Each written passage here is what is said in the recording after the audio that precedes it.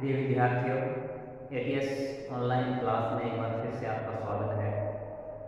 कक्षा 10 हिंदी विषय के अंतर्गत हमारा टॉपिक चल रहा था संधि का, और इस क्लास से पूर्व हमने संधि की जो परिभाषा है, संधि के जो भेद हैं, इनके बारे में विस्तार से उदाहरणों सहित अध्ययन किया था। कि संधि के जो भेद हैं, 3 भेद हमने पढ़े थे: स्वर संधि, व्यंजन संधि और विसर्ग संधि। इन तीनों की परिभाषा और उदाहरणों में विस्तार के साथ हम पूर्व में इसकी जानकारी प्राप्त कर चुके हैं। तो आज हम हमारी पहली जो संधि है स्वर संधि, उसका अध्ययन करेंगे। और स्वर संधि की परिभाषा, इसके उदाहरण गत क्लास में आपको बता चुके हैं कि जहाँ एक स्वर का दूसरे स्वर से मेल होता है और किसी नए स्वर का निर्माण होता है, अर्थात सीधे सीधे शब्दों में हम ये कहें कि जहाँ स्वर का स्वर से मेल होता है वो स्वर संधि होती है। हमारी जो स्वर संधि है उसके भी 5 भेद होते हैं, 5 उपविभाग हैं। और आपको बताया था, पहला था दीर्घ स्वर संधि, उसके बाद दूसरी थी गुण स्वर संधि, उसके बाद 3 नंबर गद्दी संधि, 4 नंबर यण स्वर संधि और 5वीं थी अयाडी स्वर संधि। तो स्वर संधि के जो ये 5 भेद हैं, इन पांचों का अब हमें विस्तार से अध्ययन करना है। इसके लक्षणों की जांच करनी है, इसके लक्षणों को पढ़ना है और इसके अंतर्गत जो उदाहरण है उन उदाहरणों का भी हम बारीकी से अध्ययन करेंगे कि कौन से उदाहरण में कौन कौन से वर्ण का मेल हो रहा है। तो आइए आज हम शुरुआत करते हैं।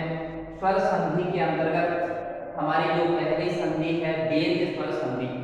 तो देखिए, दीर्घ स्वर संधि जैसा कि इसके नाम से ही स्पष्ट है, इसकी थोड़ी चर्चा पिछले वाली क्लास में भी मैं कर चुका हूँ। जैसा कि इसके नाम से स्पष्ट है, दीर्घ, दीर्घ का अर्थ होता है बड़ा, यानी जो स्वर है वो 2 प्रकार के बताए थे मैंने आपको।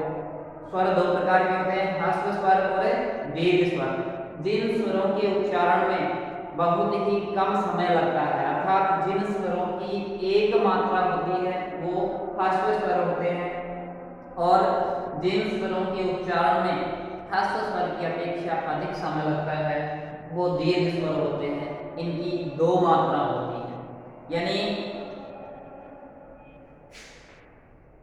ए, ई, उ और री, ये हमारे ह्रस्व स्वर होते हैं। और इसके अलावा जो 7 स्वर बच जाते हैं वो होते हैं दीर्घ स्वर।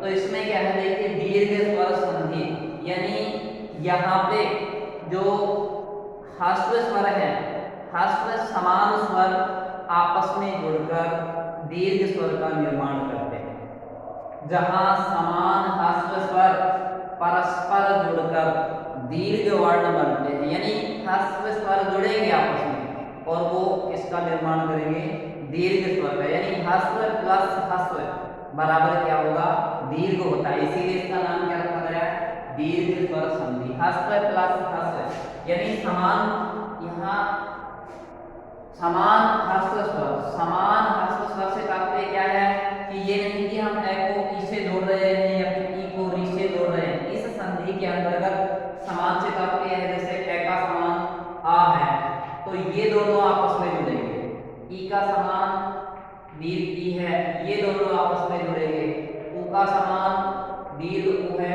ये दोनों आपस में जुड़ेंगे, और री का समान दीर्घ री है, ये दोनों आपस में जुड़ेंगे। यानी ये समान स्वर आपस में जुड़कर किसका निर्माण करते हैं, दीर्घ स्वर का। यानी ए और आ इन दोनों को जोड़ेंगे तो दीर्घ ही बनेगा। जैसा कि इसमें दिया हुआ है, नीचे लिखा है मैंने कि दूसरे शब्दों में यदि ह्रस्व स्वर कौन कौन से हैं, ए, ई, उ और री, परस्पर यानी आपस में जुड़कर क्रमशः आ, दीर्घ ई, दीर्घ उ और री का निर्माण करते हैं तो वहां दीर्घ स्वर संधि होती है। और यदि हम इसको संक्षिप्त में समझने का प्रयास करें तो इधर मैंने ये इंडेक्स बना दिया है, देखिए इसमें, यानी ये जो अपन ने परिभाषा लिखी है इसका सारांश है कि यदि हम ए को ऐसे जोड़ेंगे आ बनेगा। आ क्या है? दीर्घ स्वर है। ए को आ से यदि जोड़ेंगे तो भी आ ही बनेगा। एक तीसरा और नहीं लिखा है, यानी इधर अगर आ है, मान लो ये इधर आ है, ठीक है, और इधर ए है, तो भी आ ही बनेगा। और दोनों तरफ आ रहा है तो भी आ ही बनेगा। यानी यदि हम समान हस्त स्वरों को परस्पर जोड़ते हैं, आपस में जोड़ते हैं, तो जो परिणाम हमारे सामने आता है वो किस रूप में आता है? दीर्घ के रूप में आता है। दीर्घ वर्ण यानी दीर्घ स्वर के रूप में आता है, इसीलिए इसका नाम क्या रखा गया है? दीर्घ स्वर संधि। ऐसे ह्रस्व ई, यानी अपने शब्दों में हम कहें छोटी ई और छोटी ई, दोनों को यदि जोड़ते हैं तो क्या बनती है? बड़ी ई, दीर्घ ई बनती है। छोटी ई और बड़ी ई यानी ह्रस्व ई और दीर्घ ई को जोड़ेंगे तो क्या बनेगा? दीर्घ ई। यानी ये जो परिणाम है समान आ रहा है, इसमें भी नहीं लिखा है। दोनों को यदि हम जोड़ते हैं, दीर्घ ई और दीर्घ ई को जोड़ेंगे तो भी क्या आएगा? ई ही आएगा। ठीक है। इसके बाद में अगला दूसरा कौन सा आता है? उ आता है। वही परिस्थिति उ में होगी कि कैसे भी जोड़े हम उनको आपस में, ह्रस्व उ को ह्रस्व उ से जोड़ते हैं तो दीर्घ उ बनेगा, ह्रस्व उ को दीर्घ उ से जोड़ते हैं तो दीर्घ उ बनेगा।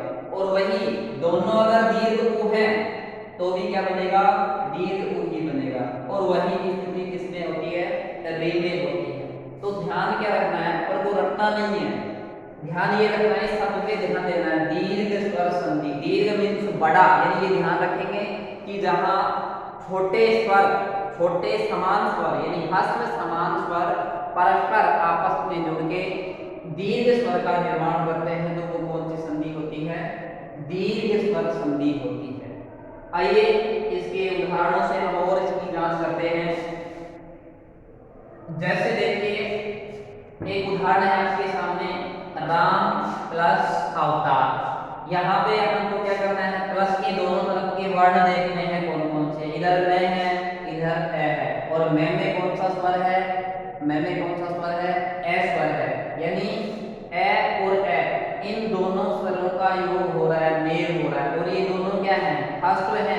लेकिन जब हम जोड़ेंगे तो ये मैं के आ की मात्रा लग गई, यानी ए और ए दोनों मिलके क्या बन जाते हैं? आ बन जाते हैं, और ये शब्द बन गया रामावतार। सचिव प्लस आलय, इधर वे, इधर आ, और वे में कौन सा स्वर है? ए। यानी कौन कौन से स्वर का मेल हो रहा है यहाँ पे? ए और आ का। और ए और आ को भी यदि हम जोड़ते हैं तो आ ही बनता है। यहाँ पर हमने देखा है, इसमें ए और आ को जोड़ते हैं तो आ बनता है। तो यहाँ पे आ की मात्रा वे में लग गई, ये वे था, अब क्या बन गया? वा बन गया, यानी आ की मात्रा लग गई और शब्द बन गया हमारा सचिवालय। जैसे हिम प्लस आलय क्या बन जाता है? हिमालय। यानी मैं में ए है और आलय में आ है, ए और आ को हमने जोड़ा तो क्या बन गया? आ बन गया। अभी आपके ए और आ के उदाहरण चल रहे हैं। विद्या प्लस आलय, विद्या, इसमें कौन सा स्वर है? आ, और इधर कौन सा स्वर है? आ। यानी आ और आ दोनों जुड़ रहे हैं, किसका निर्माण करेंगे? आ का, यानी दीर्घ स्वर ये बनाएंगे। दीर्घ दीर्घ जुड़ रहे हैं तो भी दीर्घ बनेगा, ह्रस्व दीर्घ जुड़ रहे हैं तो भी दीर्घ बना है, ह्रस्व और ह्रस्व आपस में जुड़ रहे हैं तो भी दीर्घ बना है, और ये शब्द बन जाएगा आपका, ये आ की मात्रा इस ध्य में लग जाती है और शब्द बन गया विद्यालय। अब आते हैं ए के हो गए, ई के बारे में चर्चा करते हैं। रवि, रवि प्लस इंद्र, और वी में क्या है? ई, छोटी ई है ह्रस्व ई, और इंद्र में क्या है? ई, ह्रस्व ई, और इन दोनों को जब हमने जोड़ा तो ई प्लस ई बराबर क्या हो जाती है? बड़ी ई बन जाती है। बड़ी की मात्रा क्या होती है? ये होती है। छोटी की मात्रा ये होती है। अभी तक मात्रा ये लगी हुई थी, वी में, वे में ई की मात्रा है छोटी की। जब हमने जोड़ा दोनों को तो ये ई और ई बड़ी ई बन गई, बड़ी की मात्रा ये होगी और वो हमने वे में लगा दी, शब्द क्या बन गया? रविंद्र। हरि प्लस ईश, री में कौन सी मात्रा है? छोटी ई है, छोटी ई है, और ईश में बड़ी ई, लेकिन इन दोनों को भी हम जोड़ेंगे तो बड़ी ई बनेगी, यानी दीर्घ स्वर ही बनेगा और ये शब्द हमारे सामने बन जाता है हरीश। अगला देखिए, योगी प्लस ईश्वर। योगी में बड़ी ई और ईश्वर में बड़ी ई, यानी दीर्घ प्लस दीर्घ, क्या बना? दीर्घ, और शब्द बन गया योगीश्वर। उसके बाद में है गुरु प्लस उपदेश।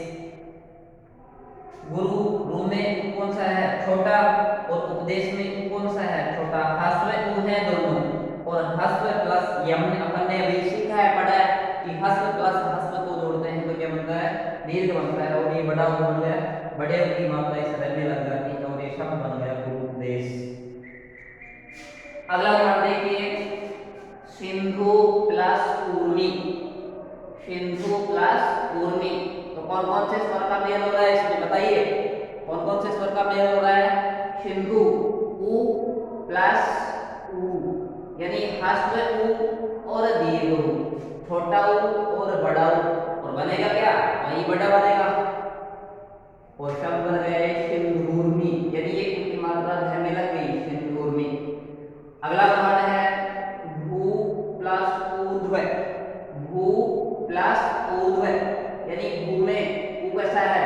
बड़ा ऊ है, ऊर्ध्व में ऊ कैसा है? बड़ा ऊ है, लेकिन कैसे भी कर ले, छोटे को छोटे से जोड़ ले, बड़े को बड़े से जोड़ ले, छोटे को बड़े से जोड़ ले, या बड़े को छोटे से जोड़ ले, अंत में जो परिणाम आएगा वो एक ही आएगा। कौन सा स्वर आएगा? बड़ा स्वर आएगा, दीर्घ स्वर आएगा।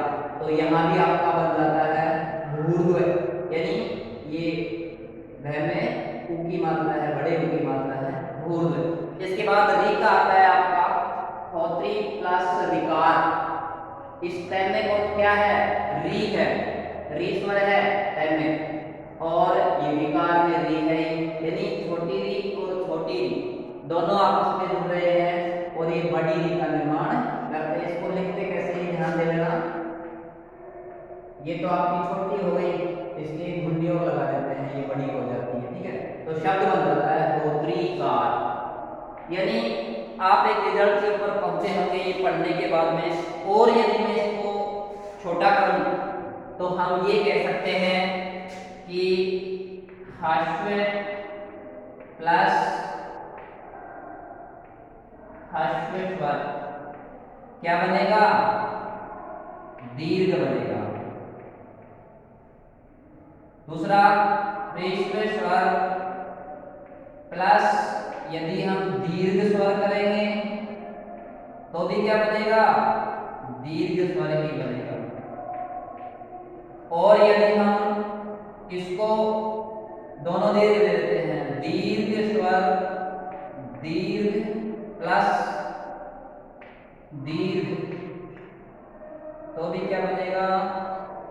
दीर्घ स्वर ही बनेगा। यानी आप इस परिणाम पे ध्यान देना, अंत में जो शब्द बन रहा है वो, सॉरी वर्ण जो बन रहा है या स्वर जो बन रहा है वो कैसा बन रहा है? दीर्घ ही बन रहा है। अब इसको आप कैसे भी कर लो, चाहे पहले दीर्घ ले लो और इस ह्रस्व को बाद में कर लो तो भी दीर्घ ही बनेगा, ठीक है। तो हम ये भी कह सकते हैं कि जहां ह्रस्व और ह्रस्व जुड़कर दीर्घ बनते हैं, या ह्रस्व और दीर्घ जुड़कर दीर्घ बनते हैं, या दीर्घ स्वर और दीर्घ स्वर को जोड़ते हैं तो भी दीर्घ स्वर बनता है।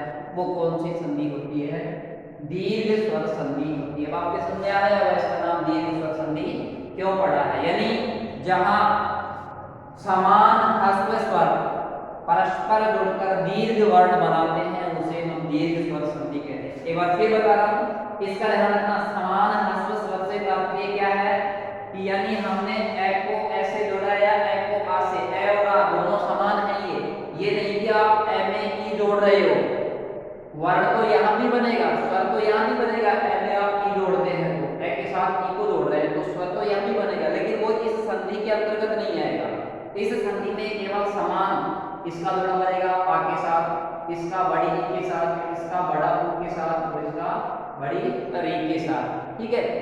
ये अर्थ होता है समान से तात्पर्य। तो हमने देखा ये दीर्घ स्वर संधि के बारे में, इसकी परिभाषा है अच्छे से आपको बताई है, और ये उदाहरण है, उदाहरणों को भी कौन कौन से वर्ड इसमें हैं, कौन कौन से स्वर इसमें हैं, और जिनके आपस में मिलने से कौन सा स्वर बन रहा है। एक ये मैं आपको पहले बता चुका हूँ कि भाई जैसे एक उदाहरण बताता हूँ आपको बिल्कुल तोड़ के। जैसे पहला ही उदाहरण है, या फिर रविंद्र को ले लो आप, रे, वे, वे को आधा कर लिया आपने, व्यंजन बना लिया। इसमें से स्वर जो था वो बाहर निकाल लेते हैं। स्वर कौन सा है, ये मात्रा है ई की, छोटी ई की, तो ये ई, ये प्लस का निशान। इसके बाद आगे कौन सा वर्ण शब्द था, इंद्र। ठीक है, अब प्लस के पास वाले दोनों वर्ण या कहें स्वर हम उठा लेते हैं। क्या है, ई प्लस ई, तो ये उतार देते हैं यूं के यूं, रे, वे व्यंजन आधा है। ई और ई को जोड़ते हैं तो क्या बनता है, अभी अपन ने सीखा है, ई और ई को जोड़ते हैं तो बड़ी ई बनती है। ठीक है, अपन ने ये बड़ी ई लगा दी, और ये फिर क्या बन गया, ये तो यहाँ पे आ गया था, ये ई तो ये बन गया आधा, न और रे। अब ये स्वर है, ये स्वर है, तो इधर वाले व्यंजन में जाके जुड़ेगा ये। इसकी मात्रा क्या होती है, ठीक है, रे, वे लिख दिया। इसकी मात्रा क्या होती है, ये होती है, ये आपका न और ये द्र। क्या बन गया, रविंद्र। आप कहोगे वे आधा था, अब हलंत कहाँ गया, तो हाँ, जब इसमें स्वर नहीं था तो ये हलंत था, व्यंजन था, ये स्वर इसमें आ गया तो ये क्या हो गया, पूरा वर्ण हो गया। ठीक है, तो शब्द बनता है रविंद्र। इसी प्रकार से इनको आप तोड़ तोड़ के देखेंगे और प्रैक्टिस करेंगे, और जो उदाहरण है उन उदाहरणों को आप देखेंगे तो आपके अच्छे से समझ में आएगा। ठीक है, धन्यवाद।